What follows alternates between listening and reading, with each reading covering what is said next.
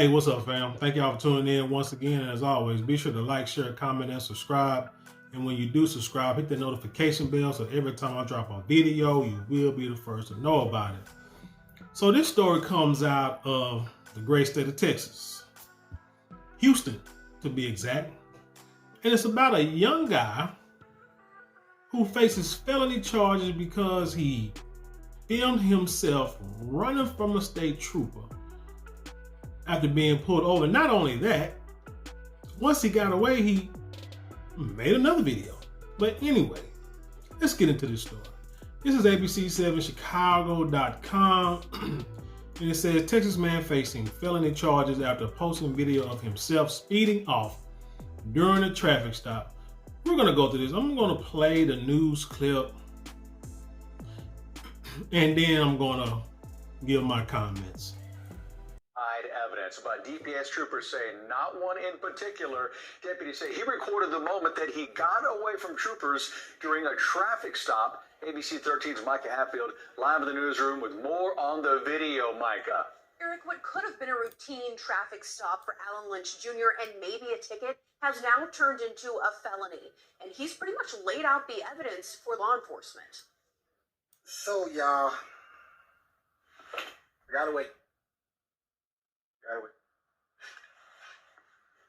Round of applause. A 5.5-minute video posted by Alan Lynch Jr. to YouTube, bragging about getting away from a state trooper who pulled him over earlier this month. He's just a car that I drive just to get around so the police won't pull me in.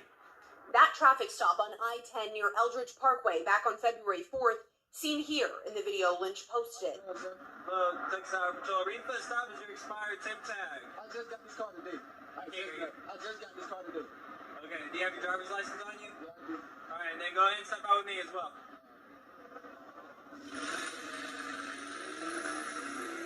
The 23-year-old takes off, seen weaving through cars on the interstate in his Dodge Charger, passing by them like they're at a standstill, and then you hear a crash.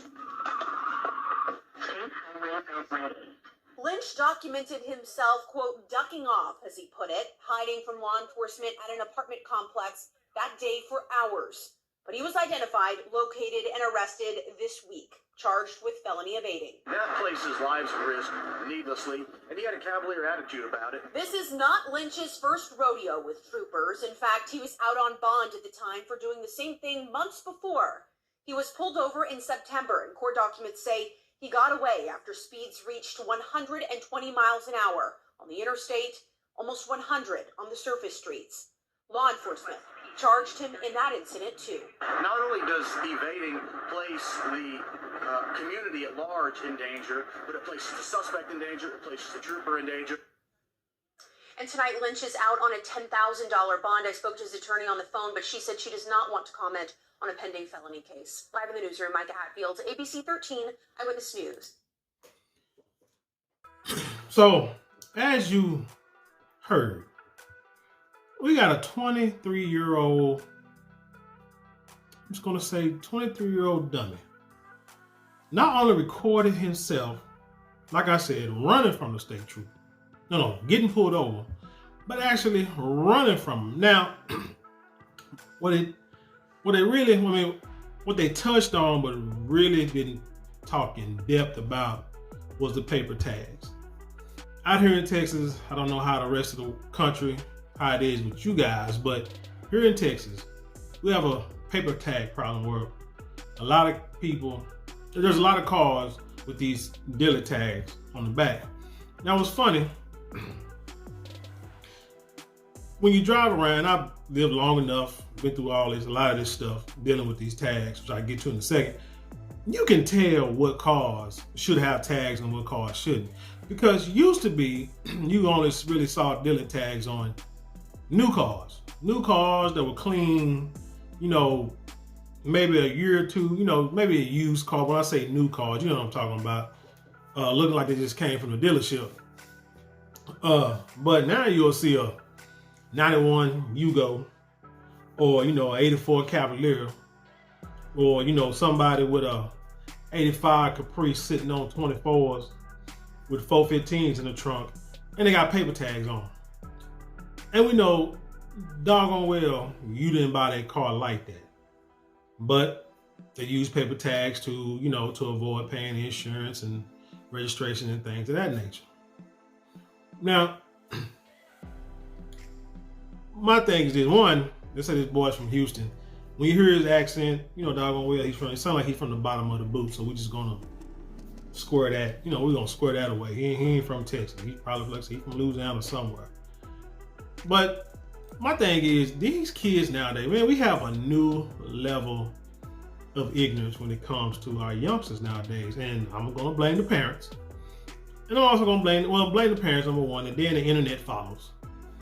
Because everybody, these youngsters, and some of these youngsters are maybe even in their 30s, so don't let me just say kids. But these cats out here do anything for likes, for follows, for comments, for monetization. They'll do anything for money. I don't know. Is it better than selling dope? I guess. Better than getting out there and selling yourself on the street or dancing on that pole, doing something strange for a little change. I guess. But this is just like I said, I don't know what to say. I really wouldn't know how. That kind of stuff wouldn't fly nowadays. We look at these cats like, man, what is wrong with the dude? You self-snitching. Now, supposedly in the hood, you have a no snitch culture, but it's okay for you to snitch on yourself. Now, the only reason why you should be recording yourself is if you fear for your life, for precautionary measures. Pull yourself over. Hey, I tell my kids all the time, you get pulled over by police, call me, put me on speakerphone, or, record the incident, record what's going on, live stream it. You can always live stream it, and then if nothing happens, you can always delete it, But you want some kind of evidence whenever the police pull you over, just, for the whole he say, she say, issue you may come across if you have to go to court for a ticket or what have you. But this dude recorded himself. He knew he was going to get away because, as the story said, he had already done that a couple of times. And it says in the story that you read the website, it said that the last time he ran and was charged with evading arrest or whatever the case may be, he had paper tags then too. And like he said in this incident, it was this is the car he drive around so he don't get pulled over. So he has nothing but illegal intentions anyway, driving that car. The whole reason why he was driving it in the first place. Number one, I don't understand like how he posted bond again. I guess the court systems, the jailhouses are, filled up. He, $10,000 bond, so they need 10%. It's like $1,000. I mean, hell, if he driving new cars with paper tags on it, I'm sure he got a little change in his pocket, so that was probably nothing to him. Shout out to the brother. But like I said, it's just a new level of ignorance. I mean, you're recording yourself, you're giving the police all the evidence they need to arrest you and convict you. These are felony charges. You're gonna see some years in jail. You're gonna see some years in jail. And you ran before. I don't see, like I said, he was a felon. I mean, he got pulled over before for the same thing. I don't know why he wasn't going to court already. But anyway, to be the devil's advocate, and cats like this is what mess it up for everybody else. And I'll tell you what I mean by that. In my, I'm gonna say probably in my 30s, because it wasn't that long ago. No, let's rewind. In my 20s, in my early 20s, mid 20s, I remember buying a car for $50. It was an 85 Impala. It was sitting in the yard. It just sat there for a long time next to some family members of mine, old family members of my house. And it sat there for the longest, so I told, you know, my folk, I said, hey, whenever them people come home, ask them how much they want for the car. And so later on that night, he called me. He said, they said if you give them $50, you can have it. I said, $50? You serious? And the car didn't run, yeah, whatever. I said, okay, so I gave him $50, towed the car to the house.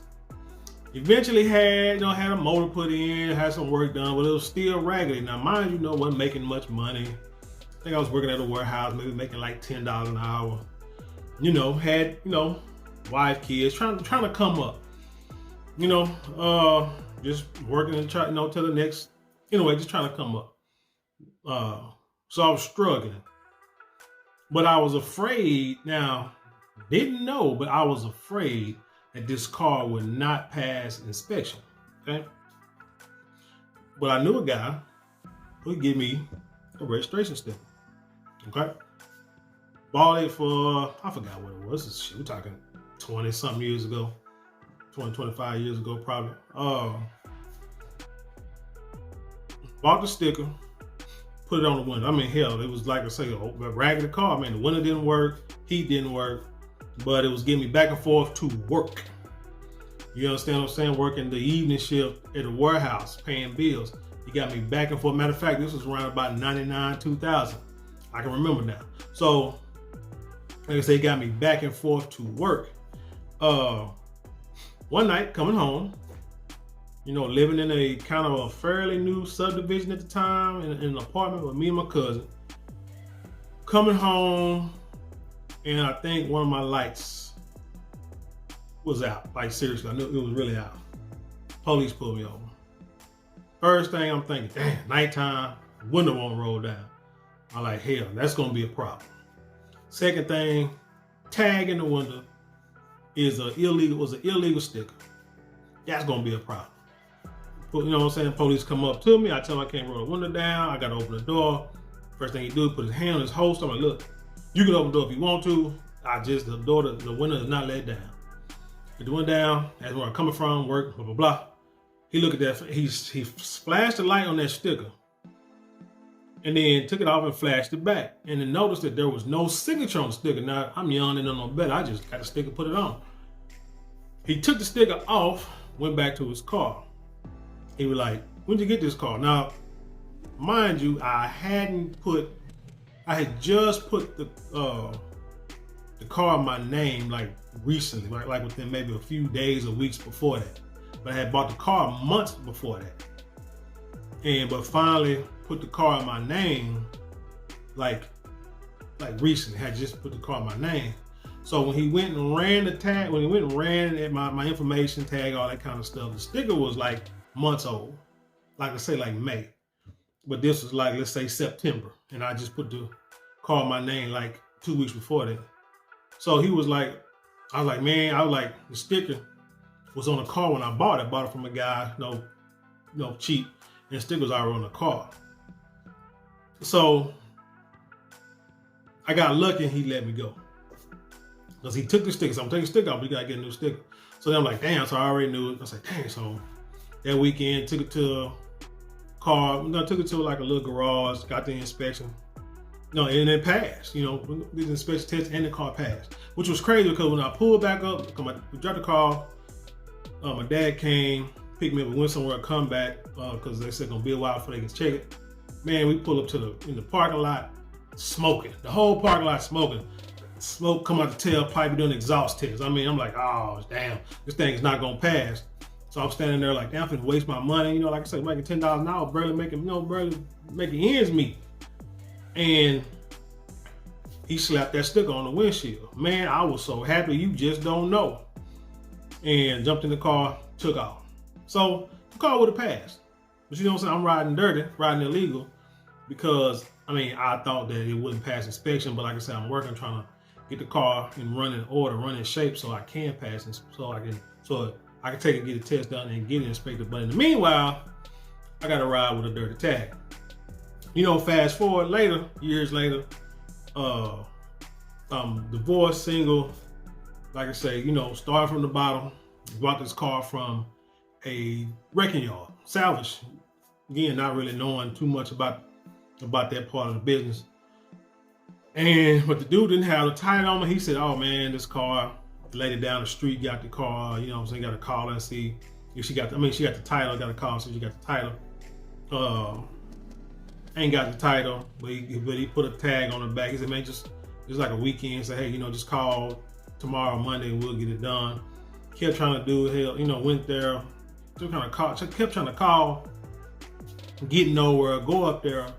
Getting nowhere. Eventually, it's like, you know, by this time now, I'm on my own. So I am creating fake paper tags myself. Now, you probably say, "Oh, Marlon, you self-snitching on yourself. Why you tripping on an old boy?"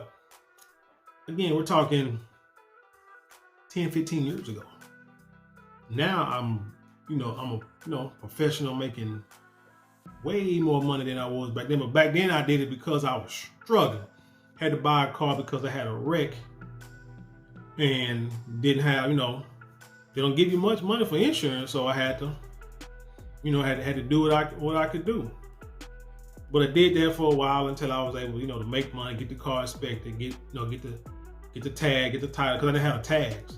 The title. So once I was able to get the title, I had to get like a salvage title. You know what I'm saying? I had to go up to the DMV, do all that kind of stuff. And once I got a title, I was ready to get regular license plates. But my point is, I did the stuff because I was struggling. I had to trying to come up and was broke, but needed to get back and forth to work and school. You got these dudes here who have no intention on doing right. You know, running from the laws just to be running from the law, because that's what they want to do. And this is the problem that we're having. We got to have like OGs teach these youngsters that this is not the way to do it. So now you running from the police, you done wrecked your car. You're not even gonna go to the pen for some years. Is it worth it? I don't think so. But anyway, tell me what you think. Leave your comment below and then share it with the world. And with that being said, I leave you in peace. And I'll see you on the other side.